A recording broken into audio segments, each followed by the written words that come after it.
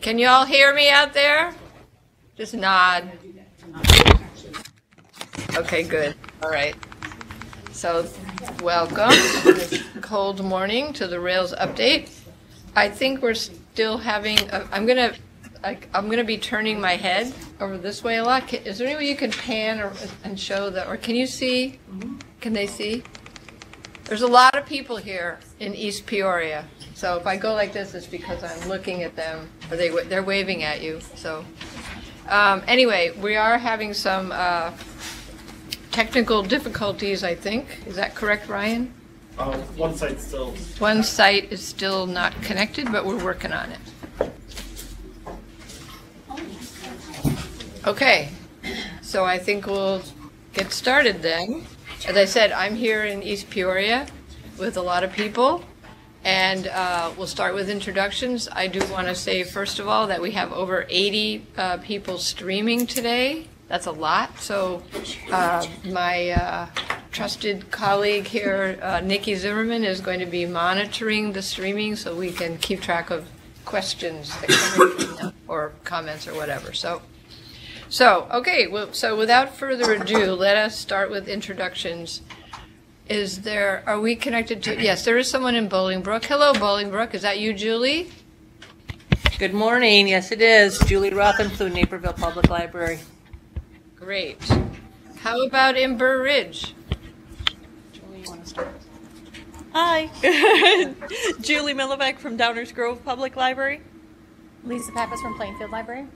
Jane Plas from Rails. Sia Paganis from Peacock Middle School. Veranda Pitchford from Rails. Karen Keefe from Hinsdale Public Library. Ann Slaughter, Rails. Robin Wagner, South Holland. Jenny Cottrell, Midlothian. Jane Jenkins, Green Hills. And that's it. Okay, great, thank you. And Coal Valley, anybody in Coal Valley? Angela Campbell, Rock Island. Sarah Alexander, Kelowna. Leanne Bredberg, Andalusia. Catherine Worsley, Aledo. Jeff Stafford, Coal Valley. That's it.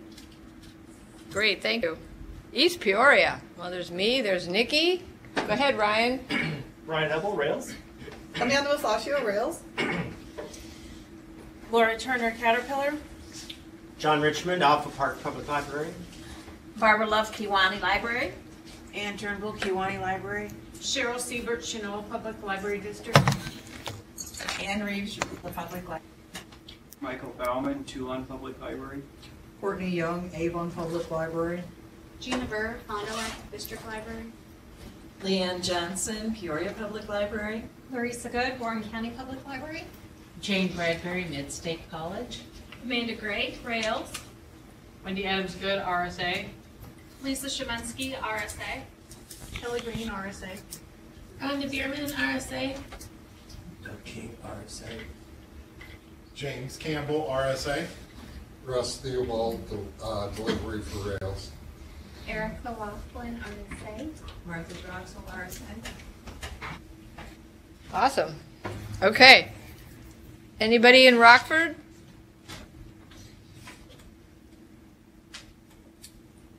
I would say no. Okay. So how about at the Aurora Public Library? Good morning, Joe Philippek, Rails. Hi, Joe. Anybody else? Nope. Cherry Valley?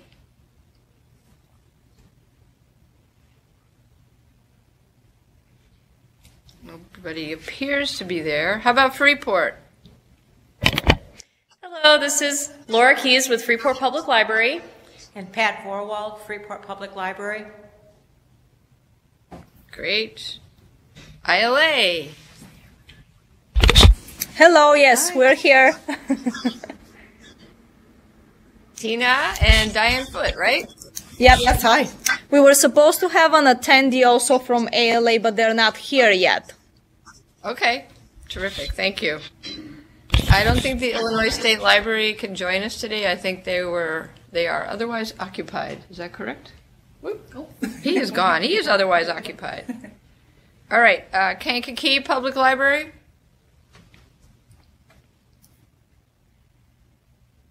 Nobody in Kankakee. How about LaSalle? Hi, yes, it's Christy Stepija and Julie Whalen, Princeton Public Library. Great, thank you. How about Macomb, Dennis Danowski? Yep, I'm the lone soldier in Macomb. New Lenox. Michelle Croswick, New Lenox. Rich Ashley, Fossil Ridge. Kathy Bergren, Madison. Colleen Waltman, Blue Island. Brian Smith, Rails. Lauren Offerman, Three Rivers. Thank you. Quincy, did we ever get Quincy? Guess not. I don't think we have Sterling. I think Ryan told me that. Sycamore? Looks like Cherry Valley. Okay. Sycamore? I can't hear you. Are you speaking? Okay. All right. We'll see what we can do about that. How about Vernon? Good morning. This is Mary Witt from Rails. Cindy First from Vernon area. Hello. And also Deirdre, Gwen Harrison, and Karen Egan say that they're at the State Library. We got a message from them. Oh, are they on the phone? Do you know? Are they? I don't know. They just replied to the streaming. Okay. So. Okay. All right. They're streaming then. Okay. And do we think that somebody from Cherry Valley has joined us? There was somebody in there. Maybe they were passing through. All right. All right. Well, we'll get right to it. And because we have a lot on the agenda, and if at any point you can't hear me or there's any kind of issues with the, the sound quality, like rustling of papers, please just yell it out because otherwise we don't know. Okay. So the general Rails update, we'll start with that. So the budget.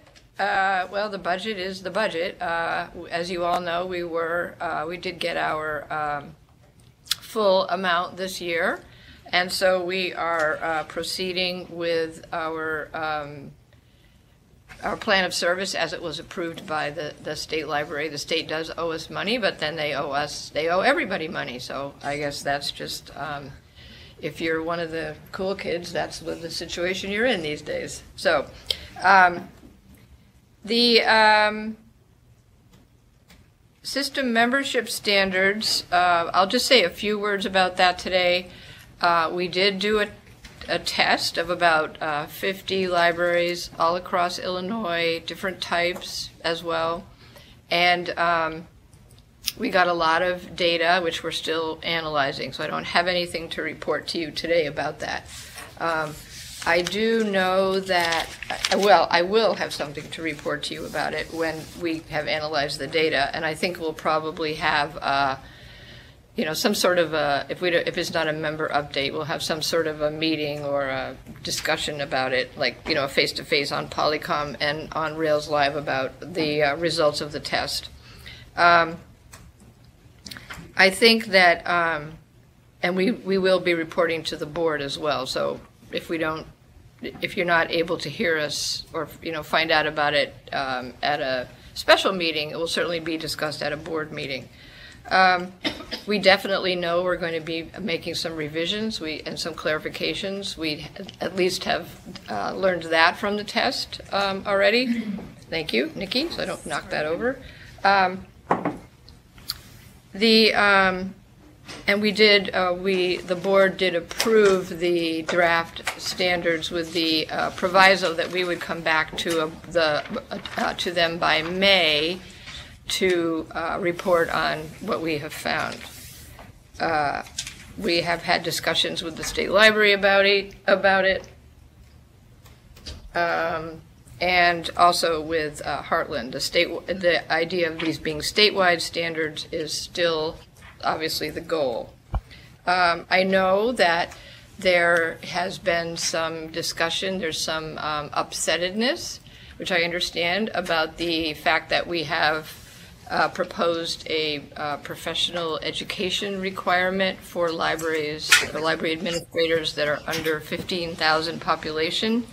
I hope that you all know me well enough to know that that was not in any way meant to offend anyone. It's not, or to, doubt that people who don't have library degrees in any size library can't do the job. It's just that we do get, we do know of situations where people, are thrust in to library administrator jobs without proper or appropriate or necessary training. I mean, I'm sure you know people yourselves. So we're just trying to do this for the greater good, essentially. It's not personal. It's just trying to establish a baseline going forward. And so I won't say any more about that today because it's not really a topic. I'm obviously happy to talk about it offline with anybody who wants to talk about it here or anywhere. And we will, certainly have conversations before anything is adopted finally. I have been informed that there is a quality issue with the stream, that it's dark. It's quite dark. It's quite dark. I don't really mind if you can't see me that well. But I guess we're working on it. Well, Ryan just said that it would have to be restarted. Okay. Which would take about 5 minutes. Okay. But if we don't do it, this is what the recording will look like. So just heads up, I guess, on that for everyone, for you, if you want to make a decision.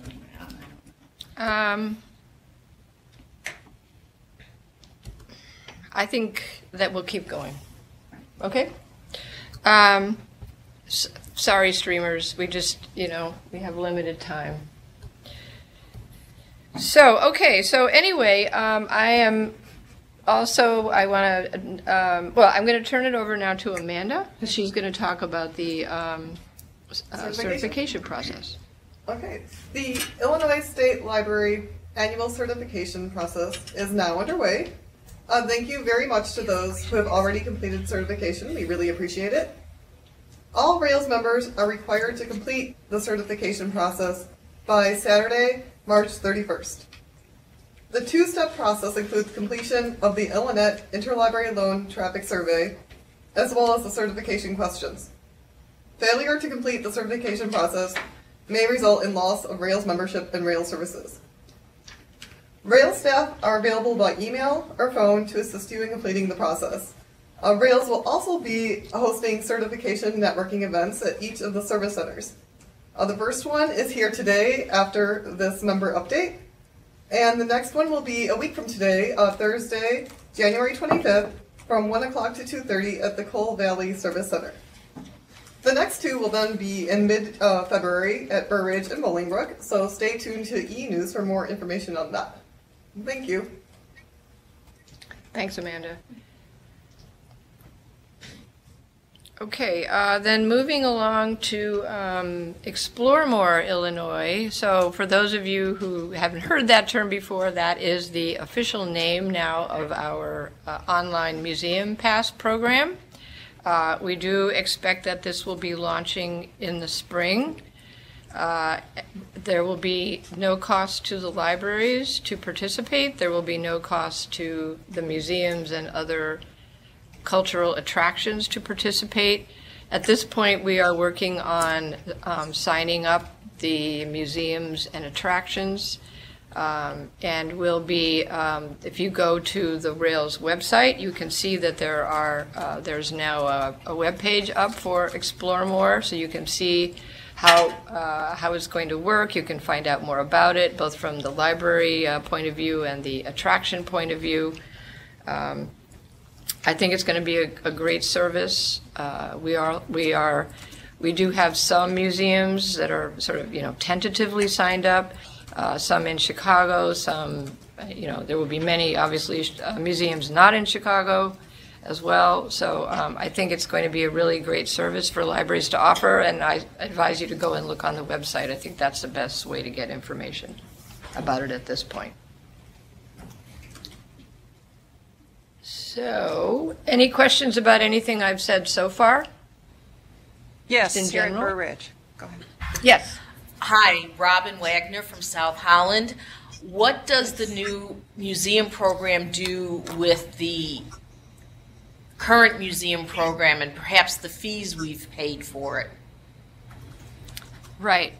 We've been getting that question a lot, and very understandably. So what's the name of that program, Robin? Is it a Museum Adventure Pass program? Yes.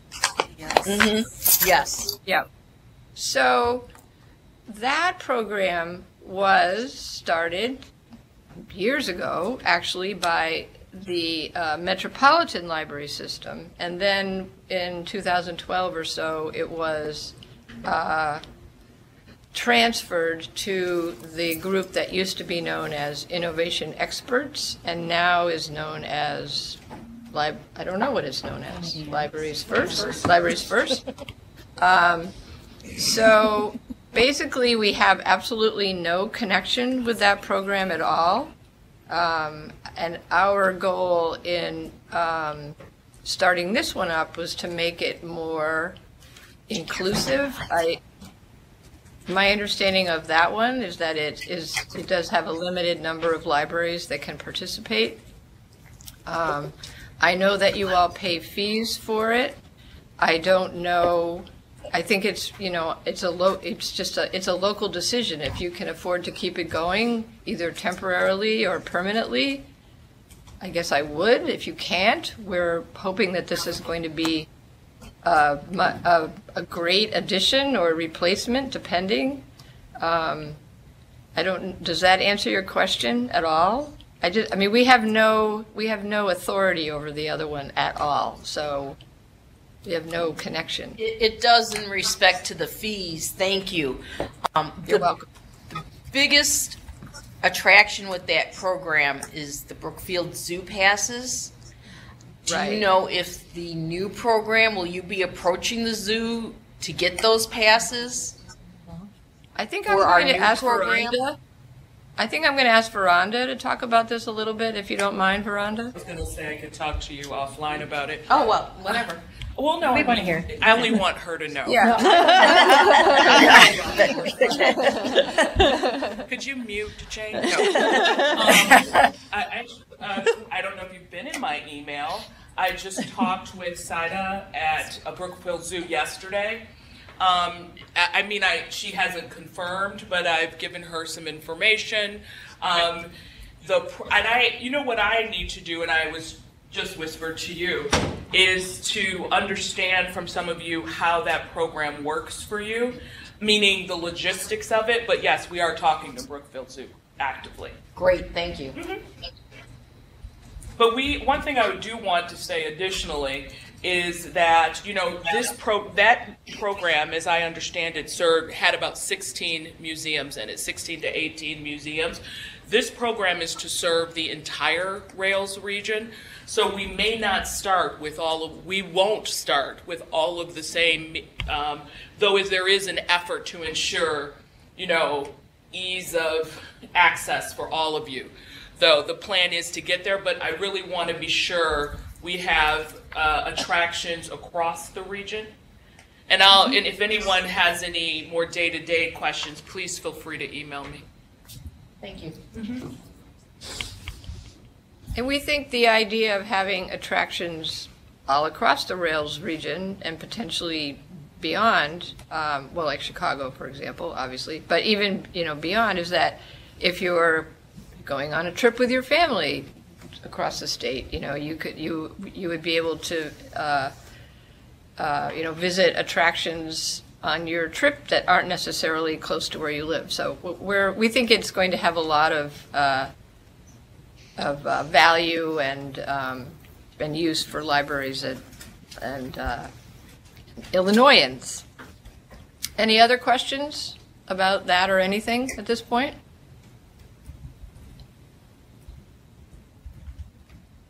All right, then I think I will ask Jane to talk a little bit about our overlay project, which also has a new name, which I will let Jane tell you that exciting information. Yes, good morning, everyone. Yeah, the new name of our overlay project is Find More Illinois, which obviously keys into Explore More Illinois, and also emphasizes the goal of increasing discovery and resource sharing with this program. So as many of you will recall, last year we went through an extensive procurement process. There was a recommendation to negotiate with Autographics for its Share It program. And in October, the Rails Board approved moving forward with negotiations. So those started in November. They went very well. We have reached a final agreement on a contract. It will not be signed until after the Rails Board approves the budget for the pilot project, which we will be requesting next week at the January 26th board meeting. Autographics was very good to work with. We also worked with Rob McGee, who many of you know as a longtime automation consultant.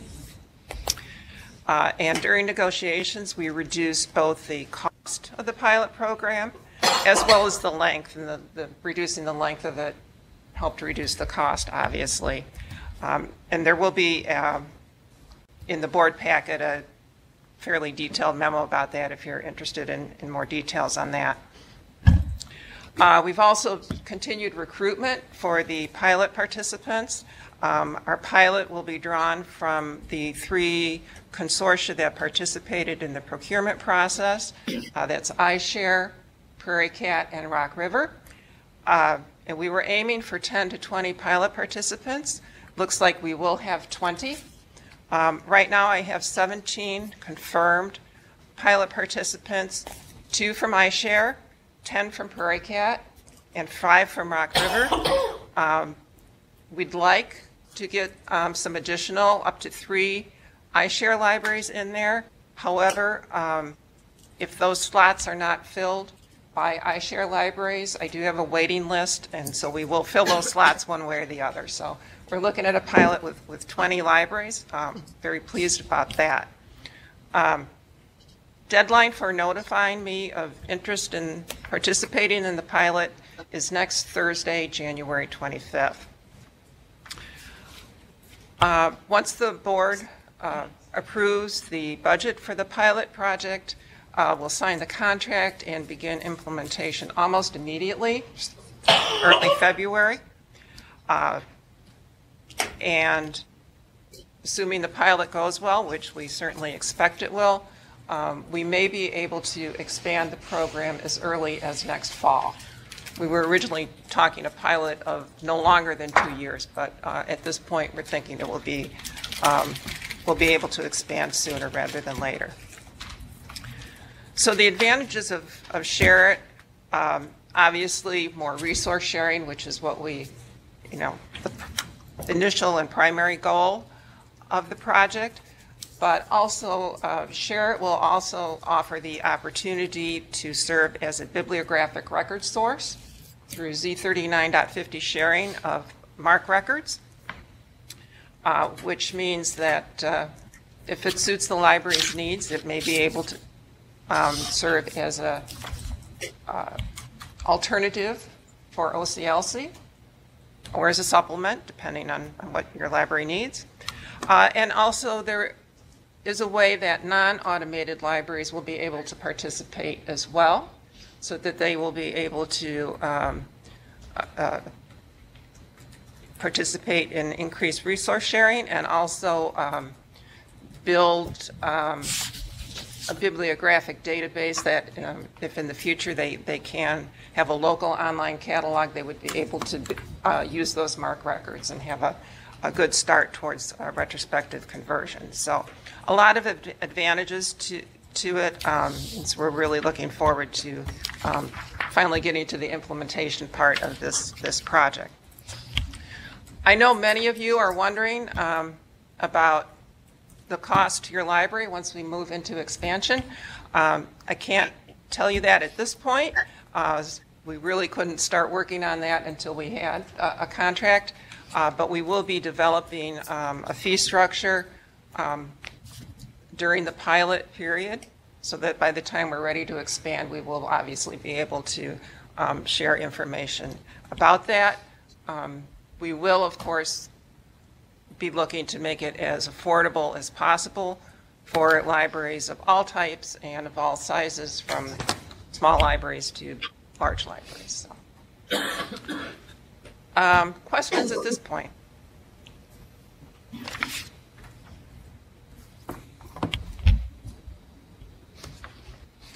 Okay. If you think of any, feel free to contact me, or there is a FAQ on the Rails website. Thank you, Jane. We did get a question about the, from someone streaming, I guess, about the rollout date for Explore More, the Museum Pass program, and we hope this spring. The vendor is still doing an upgrade of the software, so we are just now beginning to work with them, work with the software to begin to load, some of the information that we need to put in before we can actually launch it. So we're getting closer. I think, definitely sometime this spring. As soon as we know, you will know, I promise, because I'm getting tired of not having a good answer for this question, because it's a very, important question, and I know people are excited about it. All right, so that concludes the general update. And does anybody have any more questions at this point before we move on? I would say no. So, okay. So let's move on to our main topic today, which is our strategic plan that we're updating. So I'm going to provide you with just a little background first, and then how we're going to go about updating it, and then we'll open it up for conversation and discussion, and I certainly hope that you will converse and discuss. So we did the strategic plan that we currently have back in 2013 and 2014. It was approved by the board, I think, in May of 2014. So, we're getting close to 4 years. Obviously, time for an update.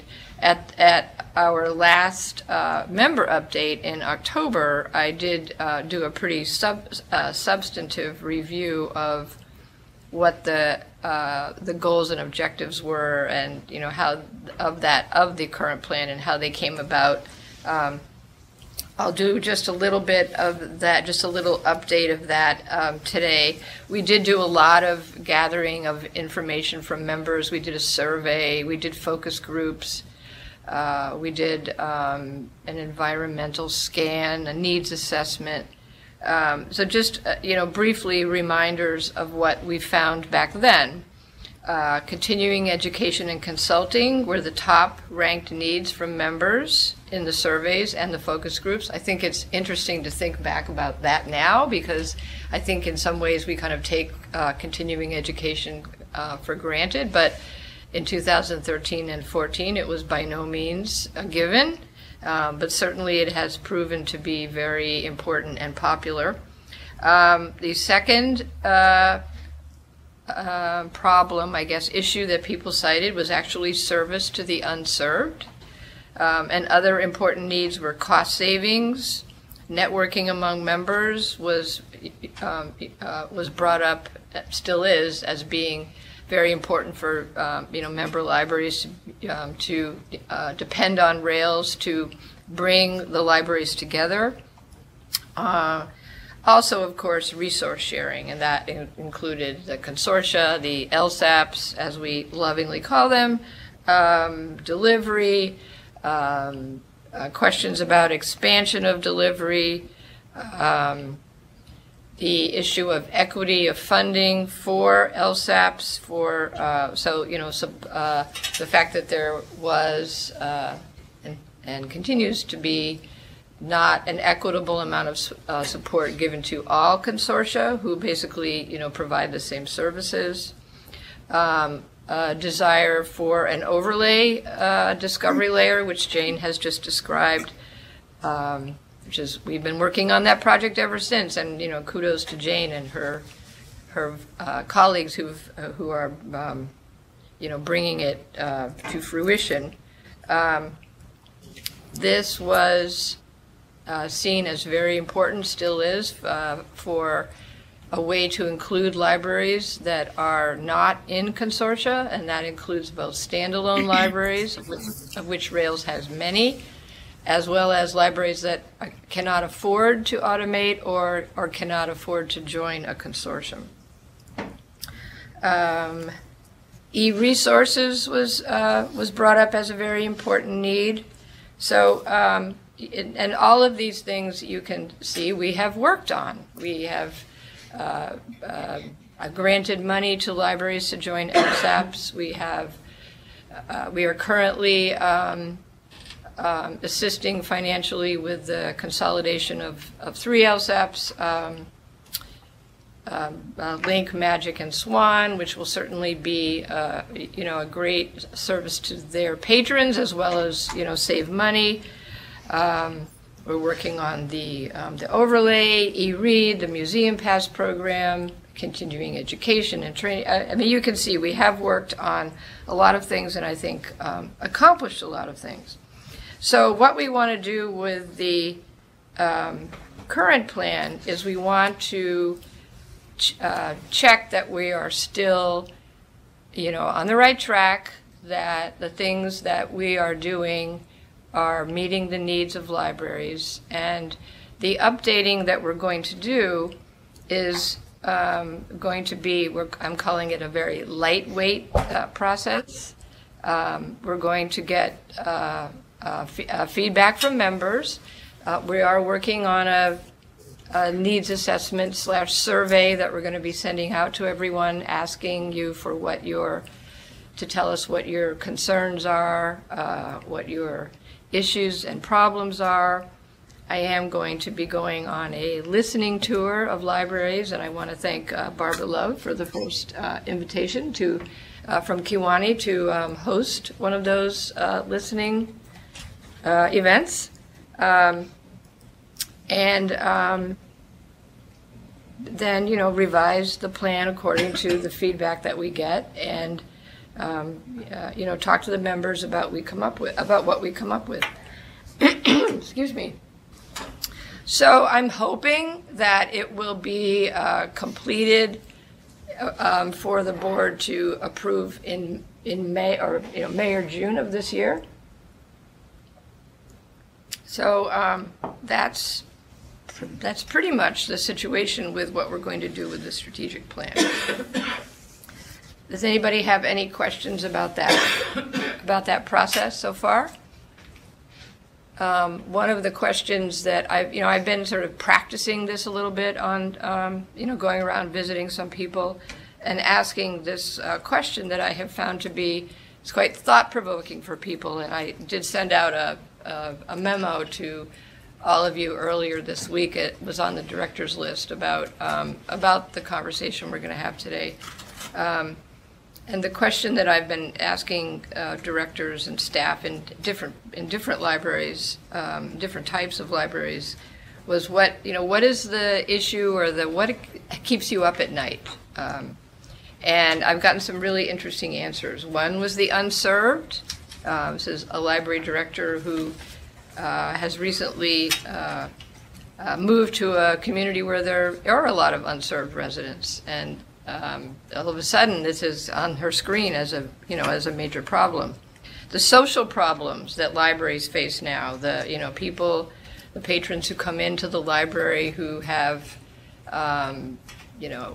medical issues or housing issues, and just all of the things that library staff are facing and being expected to deal with and not really having the expertise. I'm sure you know that there are at least a couple libraries that have hired actual social workers to work with the members of the public on these issues. Another comment was, Rails assisting libraries with preparing for the future, being, helping libraries to be resilient as the future, as they face the future, serving, growing diverse populations, the property tax freeze, of course, potential property tax freeze. So all of those, those are just a few issues, but I thought were, represented a pretty interesting cross-section of the kinds of things that libraries do work on, and that do keep library directors, library staff awake at night. I know they keep me awake at night. So I'm trying to think if there's anything else I need to tell you about the process at this point. I don't think so.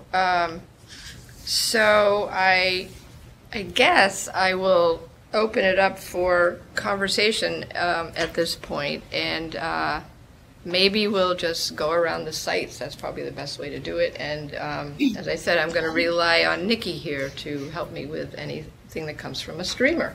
You have anything, Nikki? I do. I'm just reading it now. My biggest issue is how to continue to offer enough current books to my patrons while still staying within budget.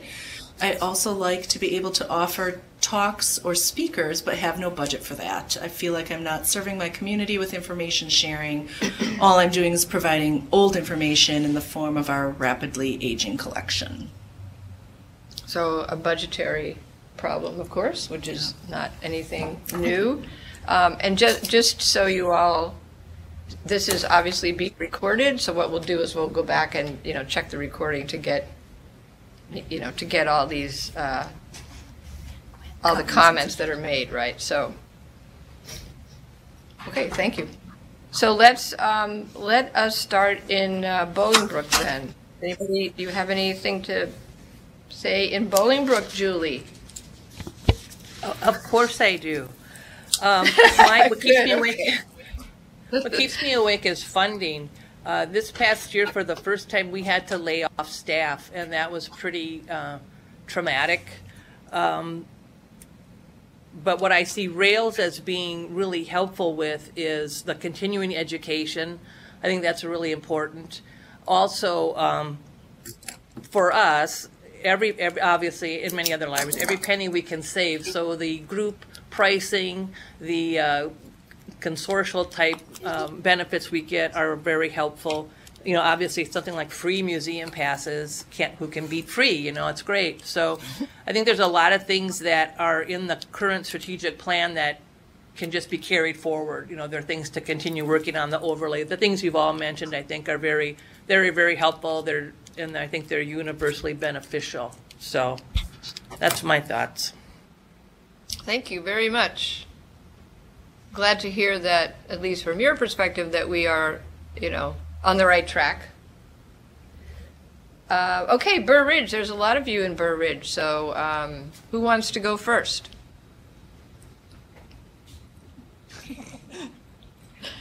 Thanks, Julie. Well, I will just echo what other Julie has already said, but there is an aspect of local politics, and I think that also feeds in not only to the funding questions, but also into some of the services to support addressing social issues in the library. And we have found that there is some pushback on that. So that's another concern that I have. Oh, do we each have You to mean the, You're not my assistant director anymore. No, my biggest concern is funding and the property tax freeze possibility. Those are the things that really keep me up at night. So. Right. So, Well, can I just stop you for 1 sec? Thank you. So Julie Milivek, you were talking about not just the social issues, but the pushback and assistance with dealing with the pushback. Is that correct? Yes, and maybe some education for our trustees. Yeah. Right, right. On why it's good, I think that trustee education piece is huge. Yep. And it's very difficult to get them to go anywhere. Right, right. I know. And we have certainly, that's one of the things, the reasons that we have those online resources. But that's not, necessarily the entire answer either. All right, thank you. I just wanted to clarify that. Yes, Sia, sorry. Oh, no, it's okay. So if I can just speak from school libraries, I think the biggest thing for most of us, of course, is funding. But also just the change of our profession and the disappearance of our profession. I mean, every year there's less and less of us. So just advocating what it is a school library does, what we add to schools, the social emotional component that we add to schools, and then also like academic assistance and how we do impact school achievement. So just communicating that, because I think that message does get lost when it comes down to budget. So. Yep. I'm glad that ILA is here to hear all this too, because they're our advocacy partner for sure. Right, Diane? Okay, Karen? Mine actually is a little bit more advocacy. I'm concerned about mandatory consolidation of government agencies. And I think this can be addressed by Rails a little bit in terms of certification, but it also certainly is a policy and advocacy issue. Okay, mandatory mandatory consolidation of local government agencies. Got it, okay. All right. Okay, who's next? If you have something. I'll just make a comment from online. Oh, yes. Hold on a second there, Burridge. Sorry. Just because it's kind of apropos. It's dittoing what Sia said. So just from a school perspective, making every dollar go further, cost-effective training, and helping advocate for what we do. Great. So kind of echoing there. Excellent. Thank you. All right. Who's next? Robin from South Holland. Yes. I echo a lot of what's already been said. My priorities are the property tax freeze, the possibility of it, and social issues, but for me particularly, it's for the school age kids. They seem to be the biggest demographic in my community that needs places to go, things to do, assistance. Thank you. Yes. My turn? Jennifer. Yes. Jenny from Midlothian. I'd echo what Robin said about social needs of young people. That's an issue in my community as well. I think what I'd add that keeps me up at night is planning for capital needs improvements. That's virtually not taught in library school, and I've got a big capital improvement coming up, and I'm terrified. Okay. Well, we don't want you to be terrified. We'll have to see what we can do. Jane? Jane from Green Hills, yes. I also echo a lot of what the other people have said. Certainly the property tax freeze, and when it was voted on, hearing from my state representative that she was in fact in favor of it. So, that was a little bit of a concern. We also, similar to Robin and Jenny, we do have issues with our school-age children, especially for us because we're right across the road. So we do get them en masse after school because they can just walk to us. We're so close. So those are things that I worry about, trying to find meaningful things for them to do when they come to the library, not just to hang out and get into trouble, perhaps. Right. Yeah, some problems never go away, right? Right. we get new problems, but we don't necessarily get rid of the old problems. Right. All right. Right. Okay. Well, that was fabulous. Let's go to Cole. Yes, we have a streamer now. Yeah, we do. So just an addition to the last comment was she has board members who think that books aren't needed anymore and that there's signs and signals that they may actually do away with the librarians. This is a school library. Oh, the school, okay. And she says, my principal asked a staff member if she thought the library was going to be obsolete in 2 years. Yeah, 2 years seems awfully quick. Yeah. Well, yes, thank you. And unfortunately, this idea of library obsolescence has been around at least since the internet, and we can certainly see how that, how we have become obsolete since the internet, since we are the main place that people come for the internet. But it never ceases to amaze me how important education is. We think that I think especially librarians and people who use libraries think that, oh, everybody knows what we do, but people don't know what we do, and it's really it's a really huge challenge to tell that story. And again, I'm really happy that Diane is hearing this, because advocacy is a key job of ILA, and I think maybe when we get done with the with all of your comments, we'll ask Diane to speak about a little bit about ILA. So I'm putting you on the spot, Diane, but not really, because I'm giving you time to think about it. All right, let's go to Coal Valley, please. Anybody have anything that keeps them awake at night? Yeah, this is Jeff Stafford from the library in Coal Valley. My concern is whether or not, and I know ALA has been working in this area, but whether we're making any progress in breaking loose access to bestseller, popular, hot items in terms of ebook licensing with some of the publishers. I know that there are still a lot of restrictions out there, and it seems to me that not only with ebooks in particular, but in a larger sense, digital access in general, whether we're going to be able to provide the things that the, let's say, 30 or 40 and younger age group wants, that this group, as a rule, doesn't want to come to the library and physically take items out. They want digital access of some type. And I'm just wondering, in the next 20 years, what libraries are going to look like in terms of being able to offer what people want. That's a great comment, Jeff. Yes, thanks. And I think while progress has been made, certainly we have more access than we used to, but we don't have what we should have, and the pricing is crazy. And so I'm really glad that you brought that up, and that is something that Rails has been actively pursuing at the state level as well as the national level. So we'll definitely keep that on the list. Who else in Coal Valley? I'll say something. This is Angela from Rock Island, and it goes back to funding, and it's like a broken record. Yeah.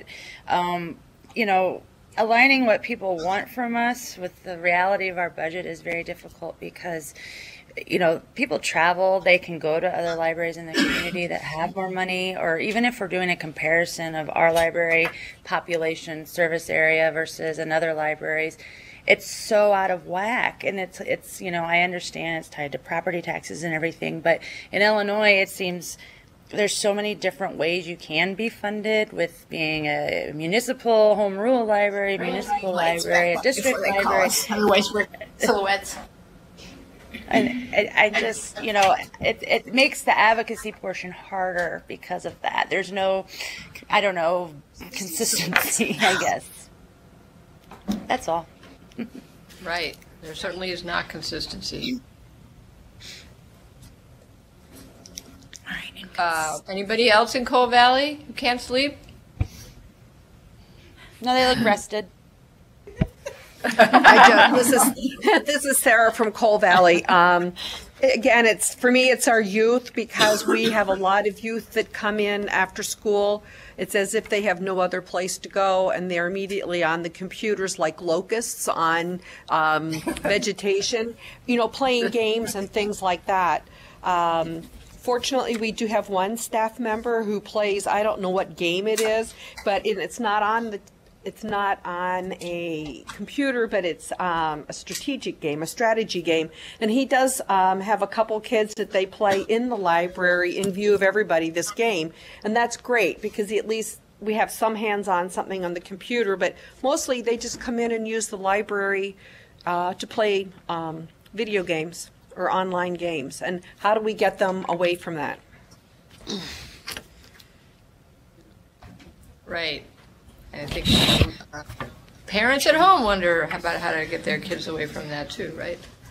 This is Jeff at Coal Valley again. Just Yes. to pop in, we just had a meeting yesterday with our school principal. We're located right next door to an elementary school, and I would be happy as a clam if the kids would come in and even get on the computers. We've got far too many that are just coming in and, in effect, loitering. There's here an hour to an hour and a half after school dismisses, and we're going to be sending a letter out with our police department's signature, because we share the building with them, concerning after-school policies and what we'd like the parents to start doing, and taking at least some level of interest in how long the kids are here, what they're doing, what their behavior is, because I'm echoing exactly what Geneseo and the other lady said. We've got far too much of this. I can't pick my kid up on time, and instead of the two options of getting a friend or neighbor to take them home or putting them in the YMCA program that the school offers, it's like, well, what's behind door number 3? Oh, the library. Well,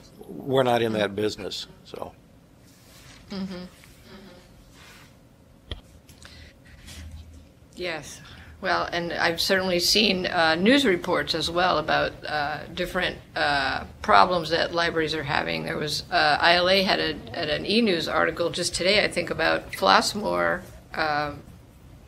where they're doing. I don't know if Aaron's streaming out there, but they're now going to be asking for kids' IDs after school, so that when they come in the library, so that they can keep, Aaron sent out an email to the directors listserv that they backed down from that policy. They're not doing that. Yeah, that's changed. They're not doing that. Okay. Wow. See, yeah, they developed another way to take care of. This is Robin from South Holland again. When I said, for me particularly with the kids coming in after school, the issue is not so much the kids coming after school. The reason the kids are coming in after school is because their families cannot afford or do not want to pay for childcare. And I get them from 4 to 7, and they're told to go to the library and stay there until either they're called to come home or they're picked up. And these are the middle schoolers. They're old enough to take care of themselves, but people don't want them taking care of themselves at home. So to me, that's a big social issue. Yep, it is. Because I can have 60 to 70 kids in there running in and out and etc. And it's because of a social issue, not because they just need, well, they do need someone to hang out that's free. Yeah, so those 10 to 14s. And a lot of daycares cut you off at 10. Mm-hmm. Yeah, the Y is one of the only places. Okay, well, thank you. That's costs money. Hey, Quincy, you're not muted. I don't know if you know that, but hello. I'm glad you're on, though. Hi there. We'll get to you in a minute. Sorry, I thought we were muted. No, that's okay. Okay, so let's see. We were in Coal Valley. Anybody else in Coal Valley have anything to add, anything to echo, or anything new? And we have something from streaming, I guess. So just to comment about the importance of embracing the initiatives such as the Overlay Project, the Find More, in order to demonstrate to lawmakers how we can work together and share resources and how we can effectively serve our own unique tax bases, but also collaborate and share in a way that benefits everyone. Great. All right. So now we're up to East Peoria, and I don't mean to, put everybody on the spot to come up with something brilliant to say, but if, please, if you have something to add, if you want to amplify something that's that was already said. Who wants to start? Hello. Yes, Laura, our board vice president. Hi, I'm Laura. I'm actually from a corporate library, so in addition to many of the things that have already been said, I'll add something new. And for us, again, as a corporate library and working with people who are in the workforce, it is how to get people to see the library as something that you use in the workforce, not just as something that you use for maybe your public or your fictional needs, but that it is a place that you can go to get essential information for your job or your career. And it sounds like that is the problem is getting a little worse. I mean, I don't imagine that it was. Well, I mean, it's, you know, it really kind of,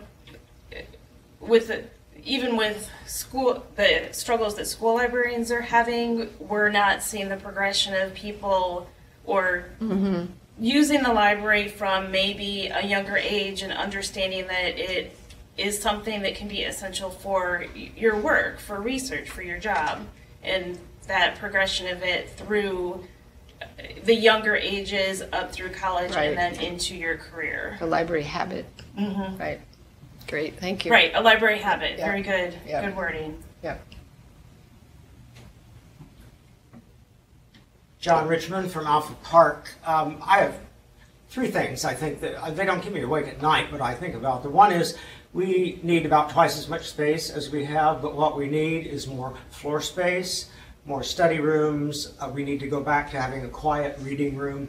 We have an open design sort of building, and we get complaints about noise. So we need to go back to some things that libraries used to be when we were temples of quiet and solitude, as well as all the noisy stuff. And storage. I forgot one of the others already because I am so old. We have a situation at Alpha Park that I'm not sure how to see it going forward. I am, in fact, of the 5 people with the title librarian, I am the oldest. I'm 65. I have one who's 25, one who's 35, and various levels. This is great, very creative, lots more technological expertise than I have. But theoretically, I'm the only one at Alpha Park that's supposed to have the master's degree in library science, and through happenstance or through the job market, all 5 people with the title of librarian now, department heads, have the degree. And I've never been a snob about people with a degree versus those who don't have it, but I can tell that there's a difference in some ways now that there are 5 of us and people coming out of library school at different stages with a level of knowledge of certain things that I think partly comes from that, coming out of that atmosphere into the so-called real world. And I think we've been a good place to work. I think we hold on to people and I try to make it a good place to work. But it's going to be interesting going forward in terms of who is hired, expectations in terms of pay, and just how we're staffed with a kind of stagnant budget and income while also needing a bigger building. And it's not a bad problem to have. In this week, we are now looking at a 3D printer at Google Street with the 360-degree pictures on the web, a Spanish language story time, and something else that have just come up, and the time is right, actually, for them. But there's all this stuff going on, and I wonder how that's going to go into the future after someday when I can retire, which may be never. And even before I retire, how do we keep this momentum up with people and money and space and the whole picture, sort of the whole picture. Right. So everything keeps you up at night. Well, yeah, except it's more like when can I afford to retire? That's what keeps me up. Yes, Barbara. Barbara Love from Kiwani. And I would echo many of these things. The property tax freeze is paramount on the list. I depend on the library system to keep me up to date on new requirements and what's new in the library world, and I depend on them to help me look to the future of the things that we should be thinking about. We can get kind of isolated, so those are things that I really need the library system to continue to do for us. And it's good that when it's timely. I honestly had missed the new sexual harassment policy I don't know, I think it came out very quickly. It did. Yes. And, you know, so Over the holidays, we just too. depend on Yeah. those things coming to Yeah. us from the library system. And then something that we're going to have, John alluded to it, and I think that maybe several other libraries around us are these transitional things, leadership transitional things, either leadership at the top or people who have been long time in management positions who will be reaching retirement age, and whether or not John sounds like he has too much talent, whether or not we have the talent to replace, those. So transitional, what do you call that, where you plan for transitions? Succession planning stuff. There we go, yeah. I'm supposed to be working on that in the midst of all the other things I'm doing, but I keep forgetting. Others out there that you haven't heard, or that anybody else back there?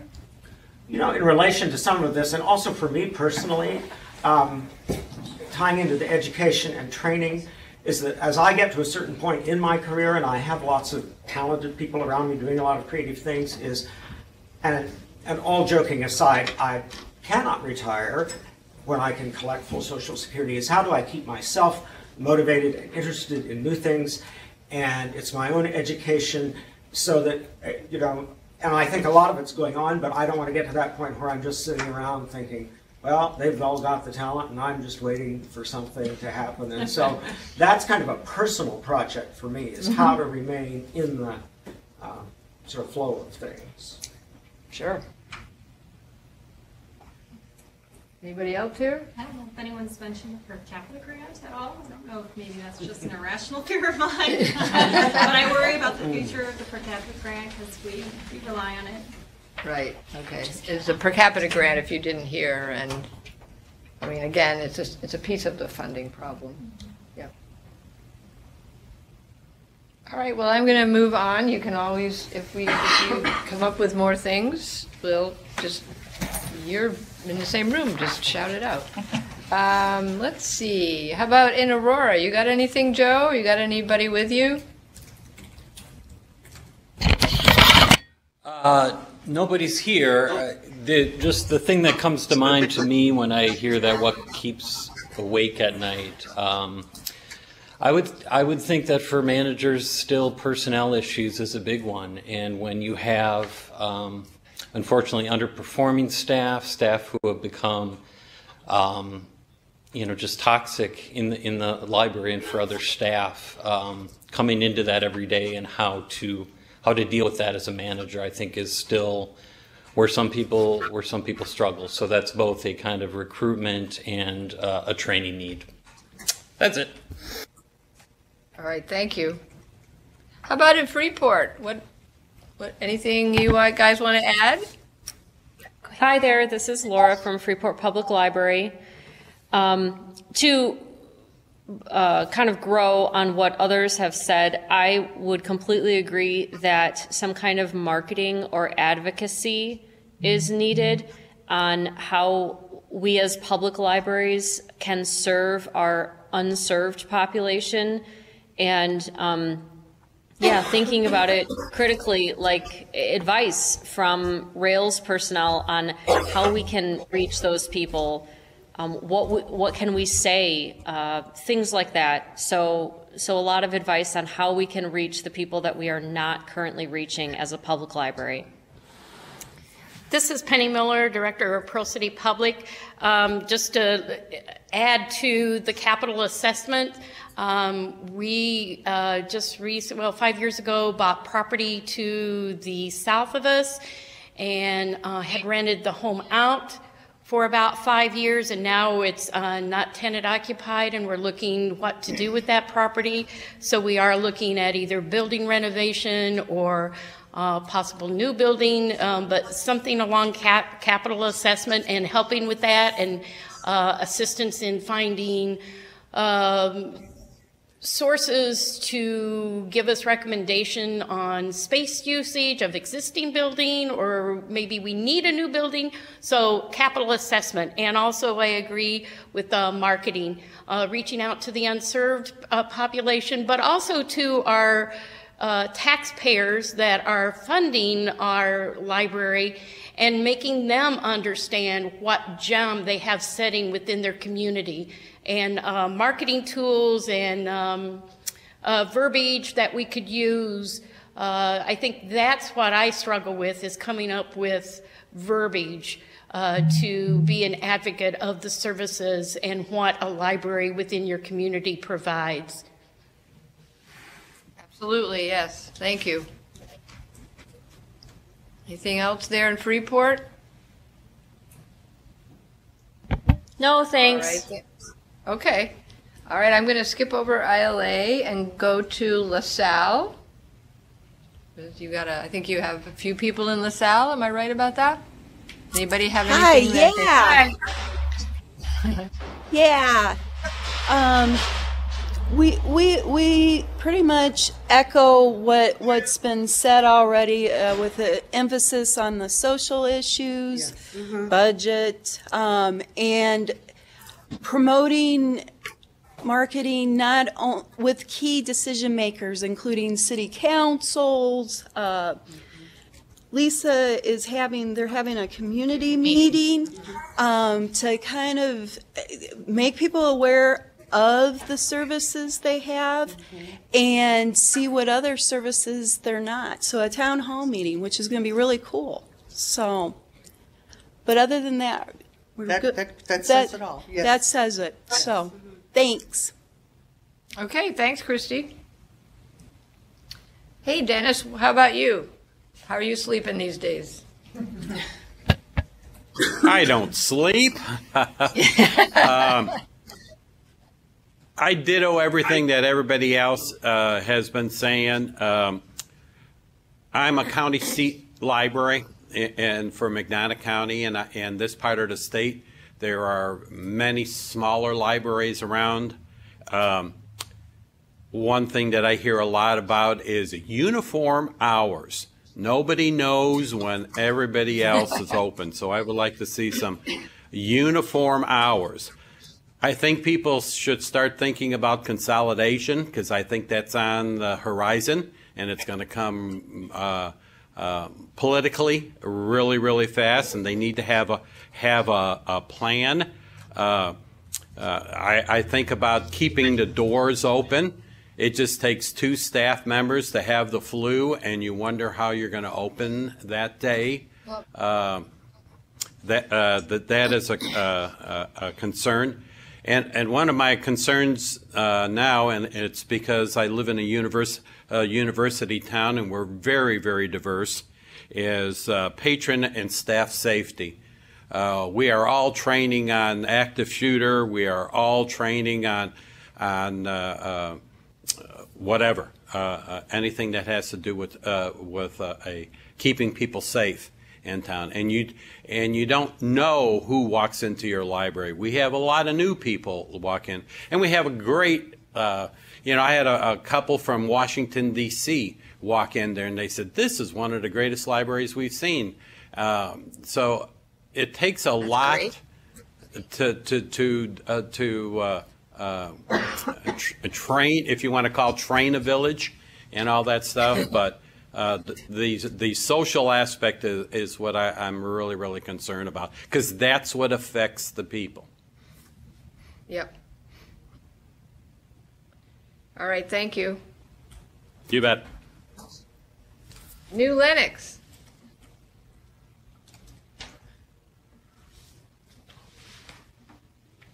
New Lenox? Michelle from New Lenox. I would like, we all have our individual challenges we're facing, but on the flip side of that, the things that allow me to sleep at night are the support we get from Rails and education. I know as a new director, I appreciated the collaboration on Directors University last year. That was a big help, and to know that I'm not alone in this. So the networking aspect, the support of resources, I utilize the trustee short takes and other attributes on the website for my trustee training, and also just access to things that we might not be able to buy with the budget. So I appreciate the collaboration and the support in that aspect.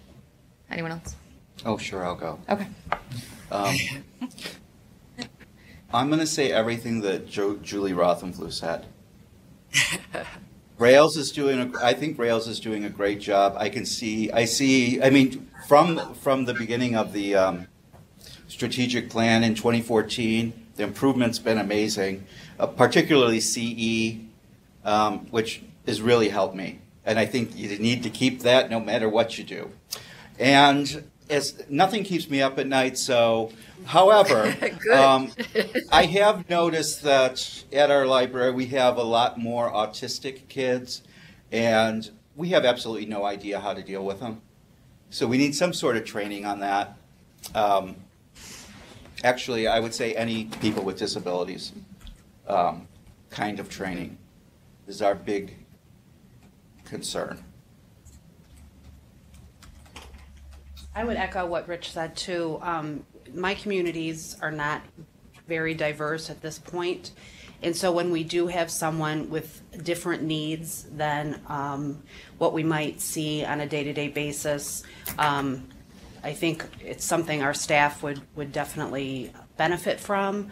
And I know there have been offerings, so it's just a matter of us being able to coordinate. We're a medium-sized library that still operates like a small library. So being able to coordinate trainings so that the maximum amount of staff can attend those, I think would be great. But I echo that the continuing education is excellent, and I appreciate that very much. Anybody echo else what everyone there? else said. Okay, great. Okay.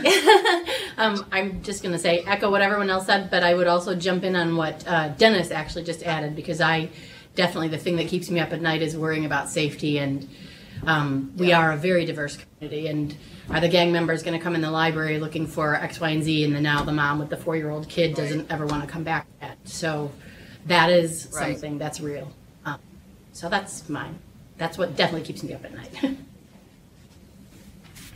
right, thank you. What about, is anybody in Sycamore? Have I missed anybody? I don't think so.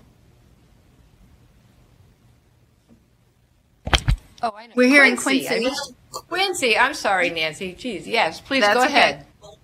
Sorry we weren't muted before. I didn't realize. What keeps me up at night is keeping the library relevant and keeping people coming in the doors. And secondly, funding, because we may be in a position where we're laying people off, and we don't want that to happen. We feel like the more we cut hours, the more we reduce, the less relevant we'll become. You want to add? Thank you. Okay, Sycamore. Is anybody in Sycamore? Is anybody in Sycamore? Oh, I'm sorry. That's right. I couldn't hear you.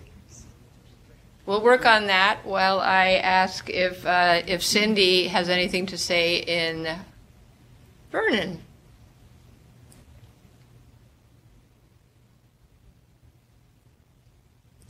If you're speaking, we can't hear you. Cindy? Can you hear me now? Yes, we can hear you now. Okay. I don't think we'll ever sleep again. There's enough there. So I think it's been covered. Okay. All right. Thank you. So, Diane Foote, do you want to respond to any of this, or do you want to just say you'll get back to us?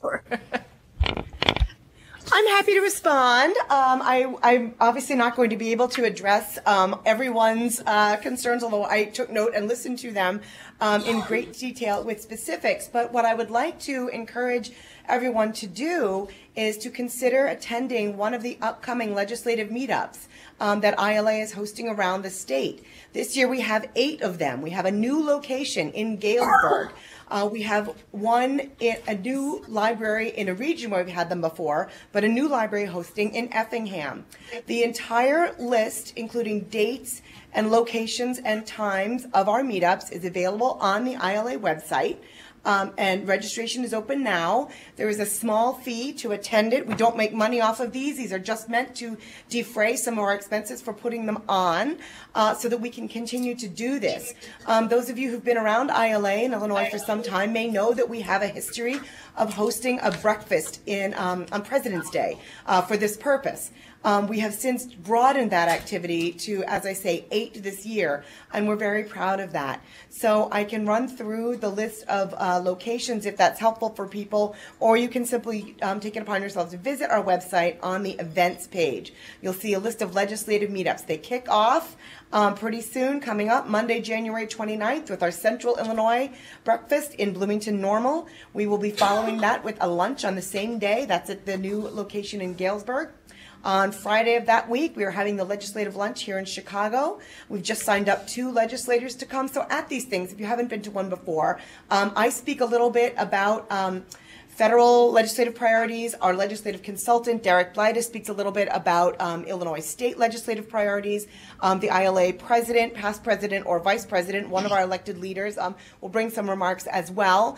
And library staff, trustees, directors, really anybody with an interest can come and have an opportunity to speak directly with your local elected officials about concerns that matter to you. And what it sounds like, what I'm getting from this meeting today, is that everybody wants to ensure that our funding is as healthy as can be.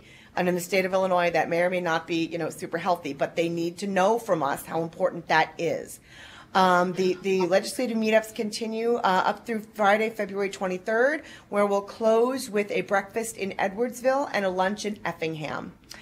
So I hope that in between there are suburban ones in Tinley Park, in Oak Brook. And so I really hope that a lot of you will be able to come to those. Also available on the ILA website is a list of the legislative priorities that we're going to be focusing on. And these were developed in consultation with ILA's public policy and advocacy committees and with Derek, our legislative consultant. So that is under the advocacy tab on our website, which is ila.org.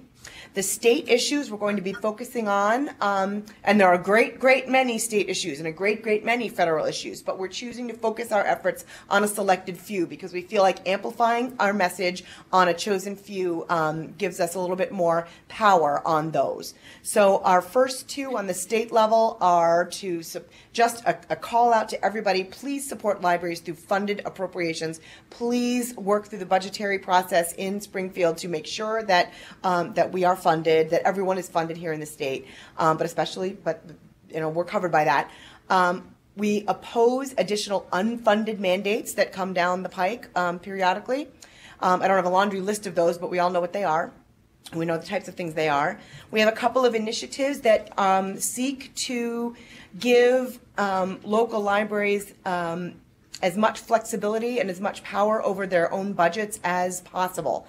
One is to extend to city, village, and township libraries the same budget flexibility allowed for public library districts to halfway through the year reallocate unspent funds from one budget line to another budget line without going back through the whole budget process again, and allowing libraries, as we've traditionally done, to choose your preferred method of accounting.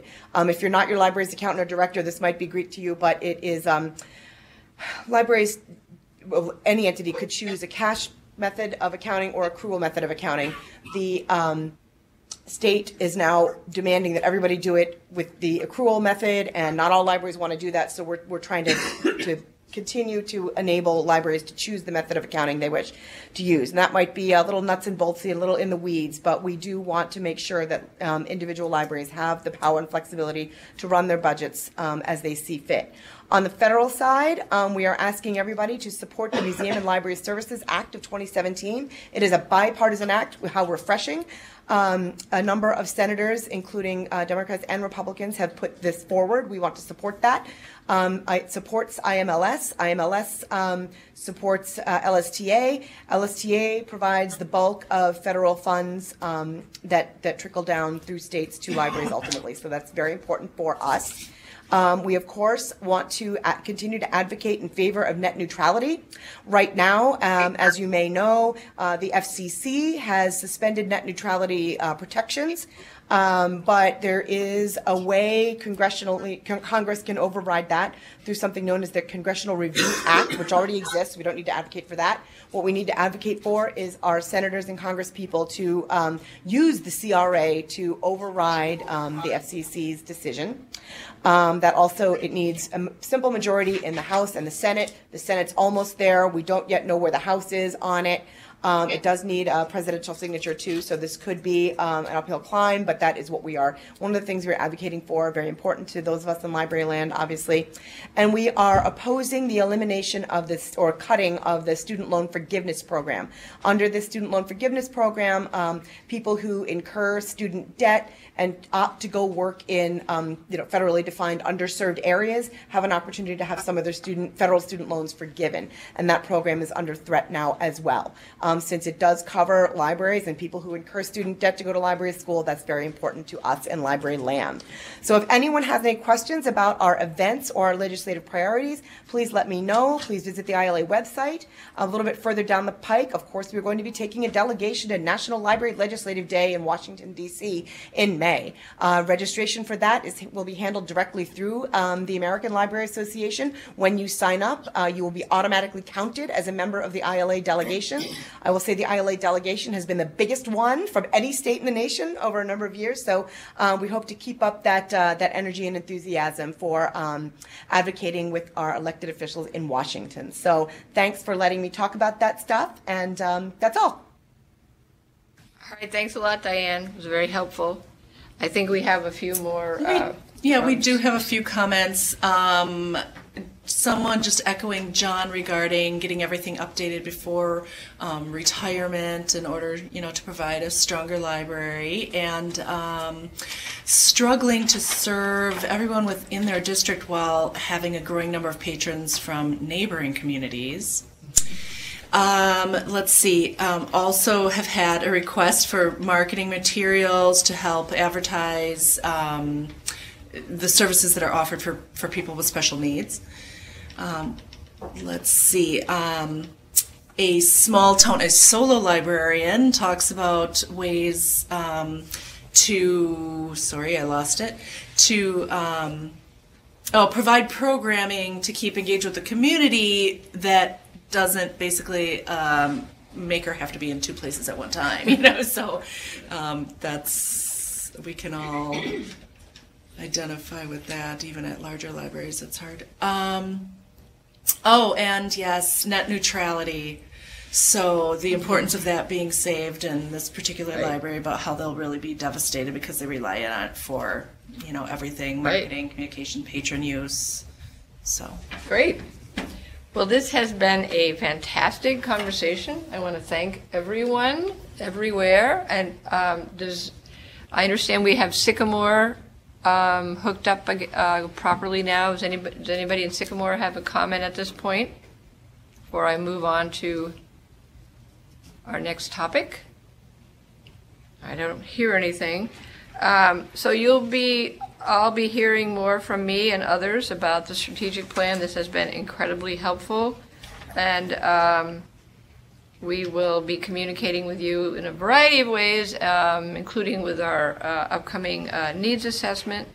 And there'll be time later on in the meeting, I think, if anybody has anything to add about this or any other topic. But I think at this point, I'm going to turn it over to Veranda, because I have cut into her time, which is definitely a no-no. So, Veranda, take it away. Yes, thank you. We'll do fine with our 3 hours that we have, Dee. Don't worry about it. Okay. Thank you, guys. I wanted to just talk a little bit about some exciting things we have going on. My role here at Rails, Veranda Pitchford, is the Director of Membership Development and Resource Sharing. With that being said, part of that is around e-content and group purchase and all sorts of sharing. So I'm talking about e-content today in the BiblioBoard platform that's brought to you as part of your Rails membership. As many of you know, and Dee talked about our strategic plan, we also have an e-content strategy, and that is to experiment and innovate with e-content to deliver more and more varieties of e-content to Illinois residents. And that kind of came up in a concern around ebook pricing, which we share that concern as well. To that end, this BiblioBoard platform, which you all have access to and everyone in the state has access to, is available anytime. This is our little tag: anytime, anywhere, to anybody. And I say that to say there's no library card needed for the platform. You have the opportunity to sign in. It is geolocated. It is authenticating off of IP address, so it's available to you at all times. You can create a sign-in, and we encourage you to do so. Because it's authenticating off of IP addresses in Illinois, this is how you use it out of state, is with that signed-in. And I personally found that out the hard way.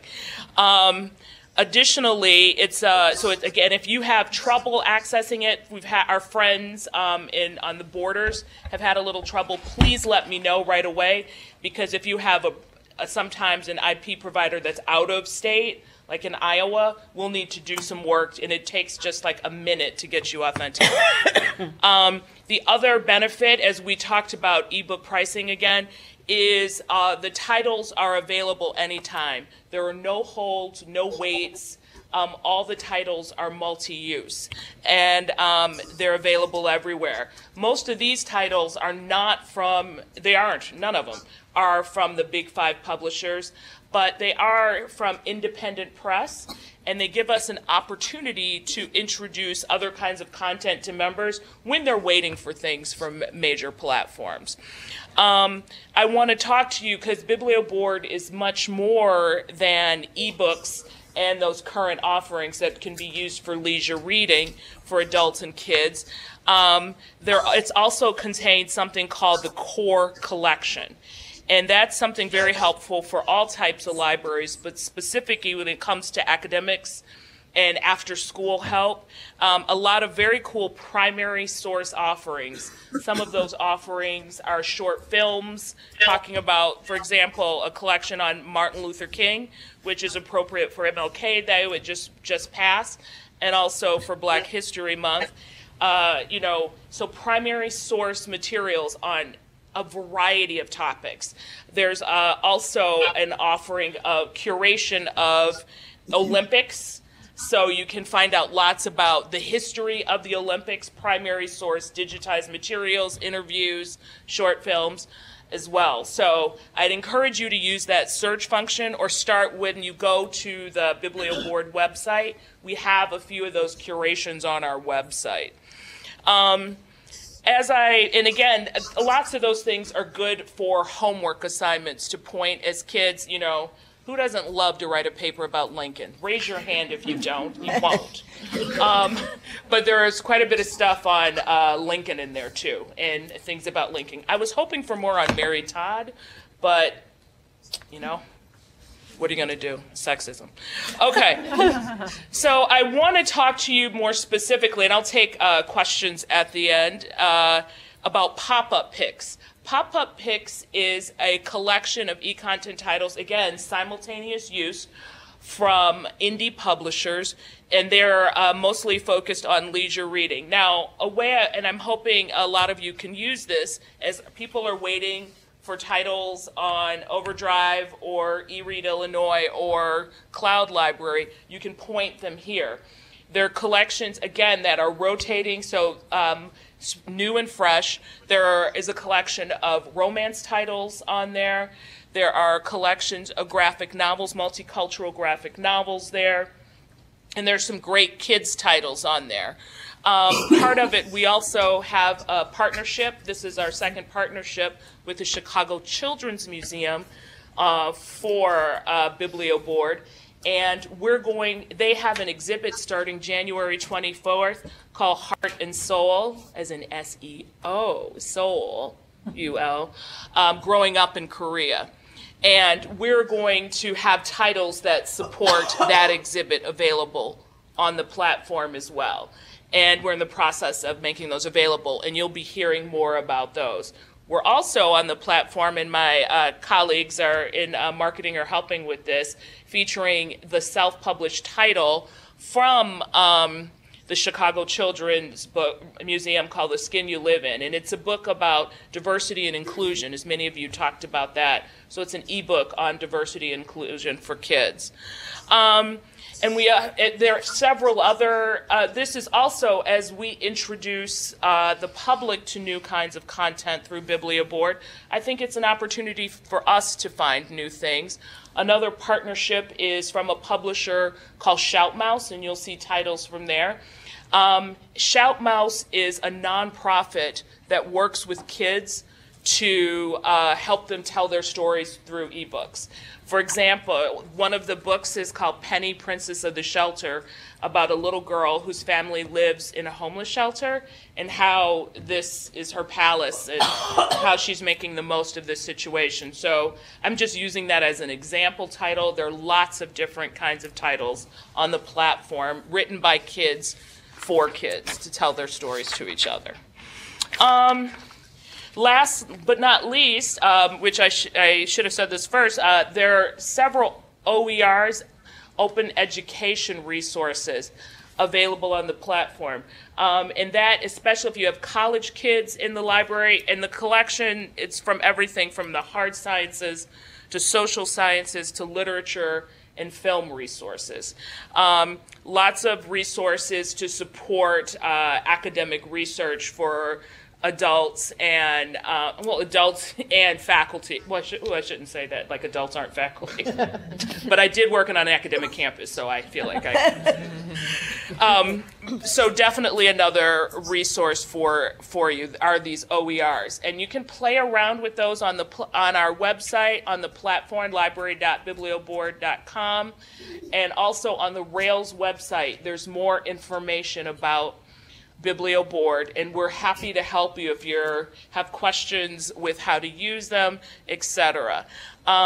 One last thing, because we do have several school libraries joining us, there's lots of Common Core guides available through the platform as well.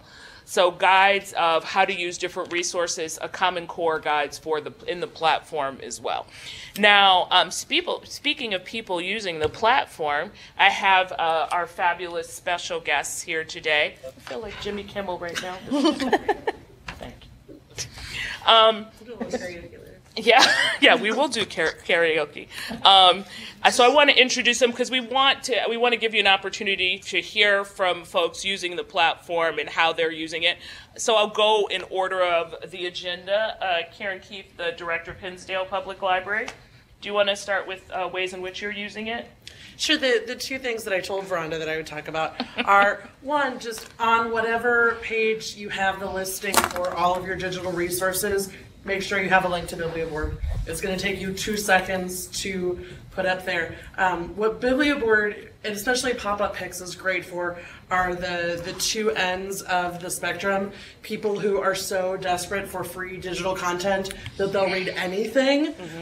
And then people who read so much that finding things that they haven't been exposed to is really hard for them. And so this new information, the self-published or independent publishing, is really exciting for them. And then helping them find it. So we've been using social media to drive people to BiblioBoard, and we've been tying it into our programming. And so we highlighted the Martin Luther King collection that they have in one of our posts. In that post, we also called out as an audience teachers. In a lot of communities, one of your biggest employer is your school district. So a lot of teachers live in your town, and so you have an opportunity to market to them both as parents and residents, but then also professionally. We then had an art program on Martin Luther King Day, and so we just put up a screenshot of the amazing curated collection from Chicago Children's Museum, and then completely unprompted that Monday at our daily brief, when we were talking about what was going on in the library that day, one of my youth services librarians mentioned this art tour that they were doing, and then one of my adult reference librarians said, like, that's getting really good publicity. I just saw something about that on Facebook. I was like, that I did. But it felt intuitive. Like, the nice thing wasn't like very obvious plug for BiblioBoard here. Yeah. It really synced into what we were doing. Awesome, awesome. Thank you, Karen. You're welcome. So, Sia Paganos from Peacock Middle School. I love saying that. Itasca School District. My little Peacock wings. Yeah, yes, I got that.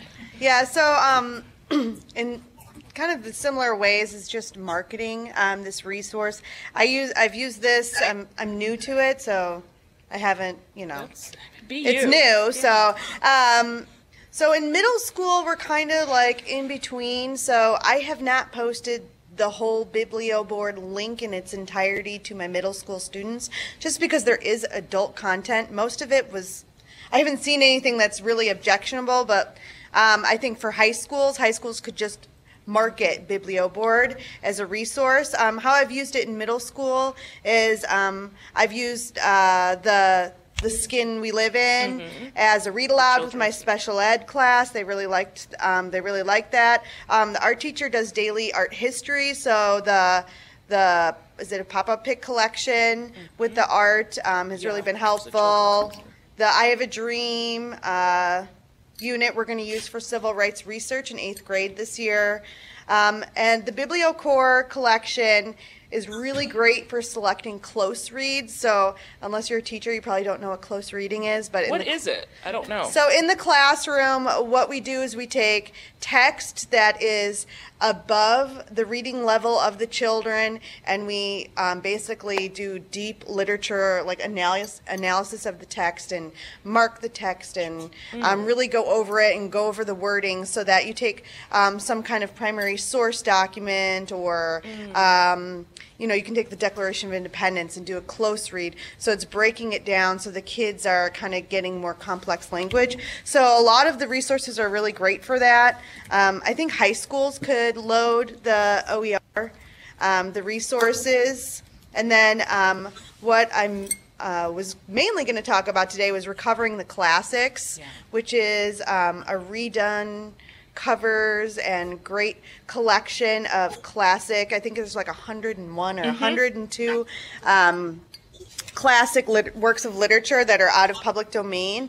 And the best part about this is that you can download the records into File at Destiny, which is what most schools use, into your catalog. You just go to the Rails website, you click on the Mark Record link, you go into your catalog, import the titles, and in a matter of like 2 minutes, I had 100 free ebooks in my collection. And so right after I did it, I saw my superintendent and I said, hey, look what I just got, 100 free ebooks. And he was like, okay, that sounds good, So that is really a really great way to instantly use BiblioBoard if you're in schools, but then also, all the other ways as well. I actually so what we did a cold read with the kids with the classics, because kids don't really read classics very often, but I have a lot of 8th graders that think they're too smart for everything in my library. So I took the advanced language arts class, and they had a questionnaire, Google Doc questionnaire, and the kids really did actually really reflect on their reading, and they love the covers, and I have them printed out and on the wall. It's very fun. You can actually download and download the covers of the books, so that was really cool. But the kids really did enjoy it, and some of them kind of continued on from there in their reading. So great. So what exactly is a cold read before you move on? So a cold read is, there's always like all this like this is great vocabulary. So cold reading is like, just like take it, try it out. So I had them say, pick one of the books, and they picked on the covers. I do have to say I took out Babbitt because there's like 3 cigarettes in the cover, and I was like, oh, every middle school kid is going to pick this, so I just took that out of the options. And I didn't know kids cared about smoking anymore. Well, they would just pick it to be weird. So so they they do nothing really about the book, and they just started reading. I had them read for 10 to 15 minutes and then reflect on what they read, seeing if they understood what they were reading. Was it a good read for them, so on and so forth. So.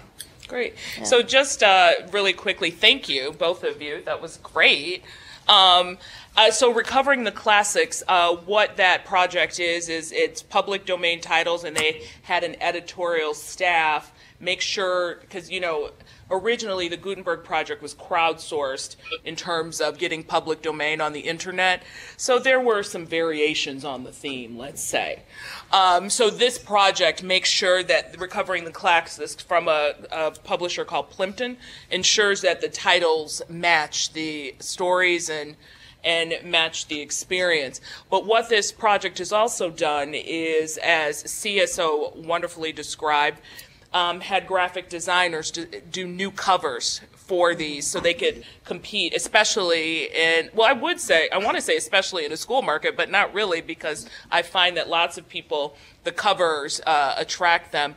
And the covers are available digitally through Rails so that you can use them for promotional materials as well, as posters, as postcards to maybe put a comment, like a Kankakee area did a community read of Moby Dick, so they could make that book available to them.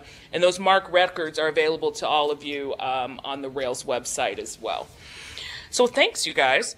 Hey, so Rhonda, one last, Rhonda, yeah, Rhonda, there's a couple questions. We have a couple questions from streaming attendees. So the first one.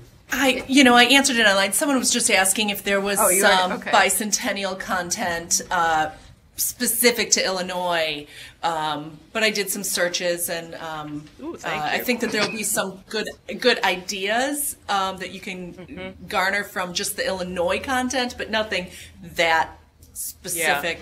Yeah. When I said Lincoln, it probably made it seem more Illinois. You know, since he was a president, that's why he's in there. But go ahead. Yeah. But another question is there a workaround to limit the adult content, specifically for schools? No, this product does not have scoping as eRead Illinois does. So the current content, so it doesn't have scoping. The short answer is no. But I would check out what's available to see, there are romance titles there. So what are your thoughts on that? So what I do for that is, I'll highlight a certain collection, like the I Have a Dream collection, take the unique URL of that collection, and then you can embed it in your website. You can, you could even put it in your catalog, so that I would just use that specific URL. So that way, and the kids, I guess, if they really got curious, would finally get to the rest of BiblioBoard, but they could do that with anything. So I think that was the easiest thing I found to do. Great, thank you. Are there any other questions, Nikki? No. Any questions from anybody in America right now? Rhonda, do you want me to talk about local history? Yeah. Okay, one more comment. I'm so excited. Before our special guest speaker, we also have available through BiblioBoard, and we're the first in the country to take advantage of this as a consortium, is deeply discounted pricing for their suite of software services. And Lisa from Plainfield is going to talk a little bit about how they're using that, and information on our site is available about it as well. So we're using it for local history collections. Which software? Can you just say the name of it? I'm sorry, I don't know that. Creator. But go ahead. Sure. Yeah. We're using it for digitizing local history projects. And one thing we just completed was we digitized yearbooks from our first high school in Plainfield, 50 years of those yearbooks. And we put a post about it on our Facebook page, and it has become the most shared post we've ever had. It's been shared almost 100 times already. That's great. So people are really, really interested in that. So thank you for sharing that. What you could do for a low price is create an instance, meaning a version of BiblioBoard, so you have access to the statewide collection. And if you get that software, your region, your service area, let's say, will have a separate access. So Lisa, though maybe someday she wants to, those yearbooks are not available throughout the state. They are available to the residents of Plainfield. And it's pretty, and if you send us an email, we can get you pricing on that. Because we just worked with them to create that pricing. So we have it, which is not usually how we do it. Other questions? Thank you, Lisa. Sure. Veranda, this is Penny at Pearl City Public in Freeport. Hello. Marketing materials out on the Braille's website of just how to use BiblioBoard that we can either hand out or post on social media. Are those available? I know the postcards and stuff are available, but I mean step-by-step marketing materials about how to access BiblioBoard, is that available on the Rails website? Not currently, but we're working, our marketing team is working with BiblioBoard's marketing team right now on that. Any expected date on that? Because that really would help us to market this better to our patrons. I can't give you a date right this second, but it's something that is a priority for us as well. And I actually even went to Charleston and met with them where they're headquartered and to work on this, that very thing, marketing materials. Okay, thank you. Thank you. Thank you for bringing that up.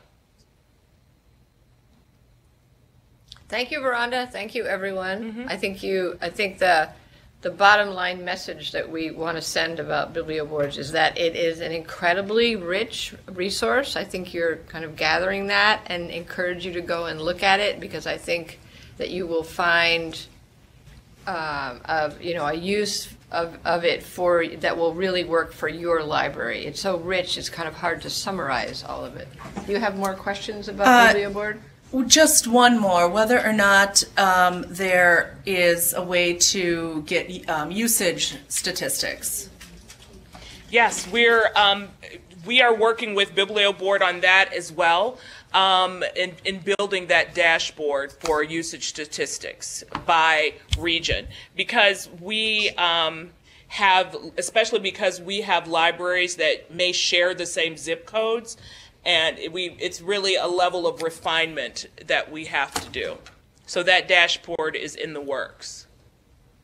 Now, just for the record, and yes, I wholly encourage statistics. Those statistics cannot be counted toward IPLAR statistics, e-content statistics, because the product is not, that is what was shared with me from the Illinois State Library, because the product is not accessed through the ILS system. That's the message. Okay. Any more questions out there from the street? Okay. All right. Well, thank you, Veranda. I think time is definitely getting short here. I want to just give everybody out there and here in the room an opportunity to ask a question that they have been holding on to, or to share anything that is going on at their libraries. And I guess I'll just leave it open. Anybody out there at any of the sites have anything they want to share at this point? Or here in East Peoria? Hi. This is Julie at Bolingbrook. We're doing something very exciting. Some people have talked about active shooter training. We're actually going to close each of our facilities for 3 hours, start of the day, and the police and fire department are going to come and do actual training within our buildings. And we're hoping if we can do this really successfully with staff, that we can work on doing something to do something like this, open up to the public to also go through this kind of training. Great. That's it. Okay, thank you. Thank you, Julie. Sorry, I mean, it's I guess a sad commentary that we have to do this, but we do, right? So, yes, thank you. Anything anywhere else? Any of the sites? Anything you want to share? East Peoria? Anybody? I guess you've shared enough. We have someone at Yes. LaSalle, Patty at Yes. LaSalle. I just Okay. want to let you know that we just started a program on Wednesday nights from 5 to 8. The high school students come in with their Chromebooks, and we have our one of our staff members is a former young adult math and science teacher, and they practice for the SATs and the ACTs. And we provide snacks, and after so many times they come for so many visits, they're going to be eligible to win prizes. And we had 8 students come last night to spend the time studying, and if they have questions, our staff members there to kind of help them out. So we're real proud of that. That is neat. That's great. Yes. Great. Anybody else have anything they want to add, share in any way? All right. Well, again, thank you so much. This has been a great meeting, a great conversation. You will be hearing from me more about the strategic plan. You can email me about it. It's going to be a trending topic on our website as well. And I will be embarking upon my listening tour shortly. We don't have a date yet for our next member update, but I think it will be sometime in